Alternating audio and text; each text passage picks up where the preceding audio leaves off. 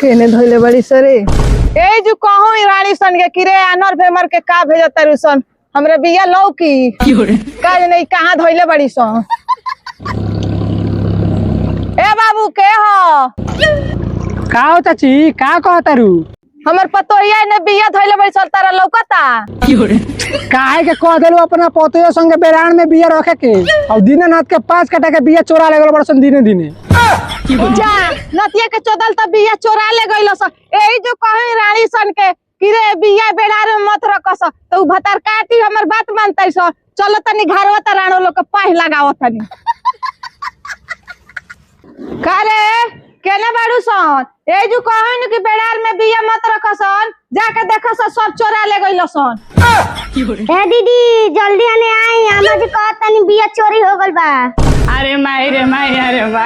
कितना मेहनत से ना जब हमारे पैसा भेजला हो जाता अभी यहाँ ले लिया अकाउंट हमसे तो चुरा ले गई। अरे चल मेरे छटकी चल अबे कौन नर्सिया के बेटा हमर बिया चोरे पे बेटा जितनु दम चोदा सिलट पे धक्का कर कुछ दे ए दीदी आवरी करी आई आवरी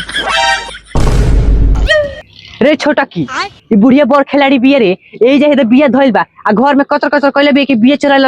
ले लसन ले चली दीदी बिया ओकरा मुड़िया पटक दे दी।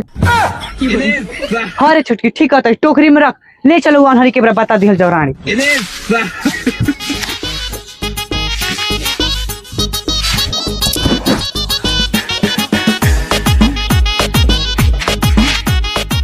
ई रंडा के कहानी के अपना माई के ले जो अनहरी भेमरी की सुबेरे से हमर दिमाग खइले बिया। ए बाबूजी काहे इतना गरमाइल बाड़ू आवा छातवा में ठंडा लो नाती के बेटा ढेर बोल बाबे खेतों में मार के हगा देम हां तोर बहन चुदरे बोल रहूं बेकार है बाबे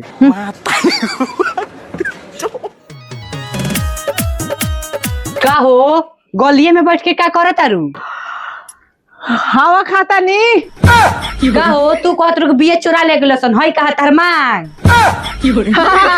ओई में रहला हो नतिया के बेटा कहता का कि बिया तार चोरा ले गइल सन हइले जब बिया अल्ले बोल बो जज्जा के छीटी आव रे अभिषेकवा टुगरा नतिया रे बहिरा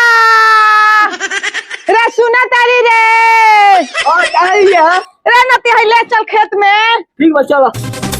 आइला धला मुड़ी पे हाथ दा ले चल ना तो तोर माई जिए दी हमरा के ए बाबू आइया ई हाईवे पर चल टेंशन का रे भाग रही हो अपने गांव के पत्थर का बनवा हो अच्छा हम कही कि हाईवे पर चल तानी हो रे टुगरी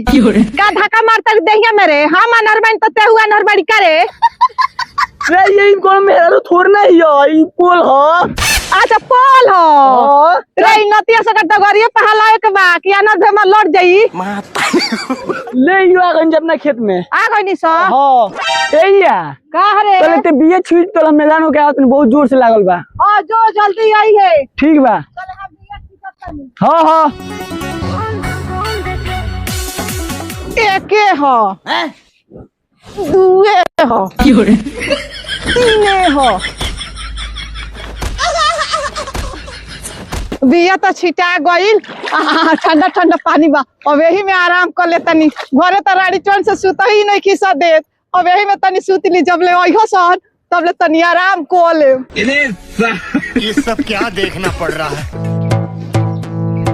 ए अम्मा जी कहवा बिया छिटले बनी रे सब बिया नु छिटाइल बा तले रोपा सन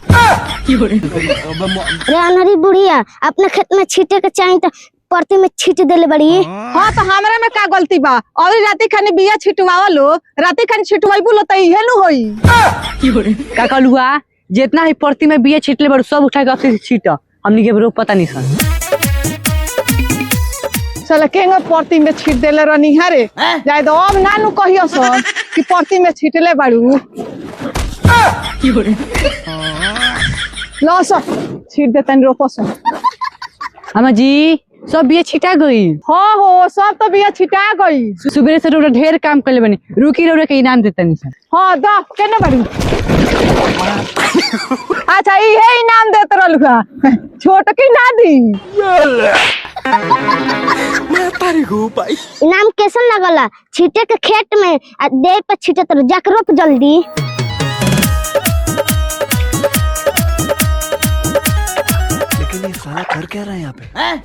रे ई केंगा ले करवले बड़ी सकी होलते नहीं खे रे